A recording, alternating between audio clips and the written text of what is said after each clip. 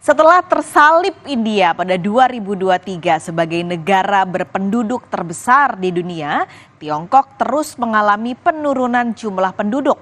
Beragam faktor berada di balik perkembangan ini, tapi faktor ketidakpastian ekonomi paling berandil menurut analis. Selengkapnya akan dilaporkan tim VOA dari Washington DC.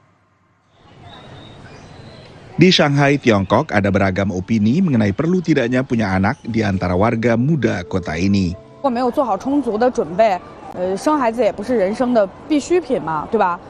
但是如果有这个条件的话，还是可以生个孩子的啊，1到3个都可以。所以我觉得可能跟每个人的选择有关系。然后我会觉得说，对我来说，孩子，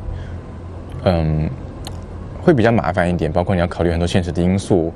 Data terakhir dari Biro Statistik Nasional Tiongkok menyebutkan bahwa penduduk Tiongkok berkurang sekitar 2 juta jiwa pada 2023. Penurunan 2 tahun berturut-turut dan 2 kali lipat lebih dibandingkan penurunan pada 2022. The biggest issue that's hitting the birth rate in China right now is a lack of confidence and uncertainty about the future.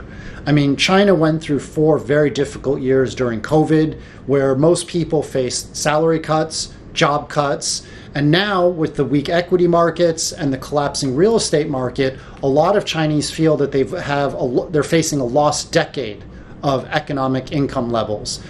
Kepada kantor berita Reuters, Sean Rain menyatakan Tiongkok menghadapi apa yang disebutnya sebagai bom waktu demografis. You don't see a rebound, and I don't expect a rebound anytime soon, because so many younger Chinese are worried and frustrated over their economic futures. We didn't see a rebound in the economy in China after zero COVID ended, like we saw in Europe or the United States when COVID restrictions there ended and the economy soared.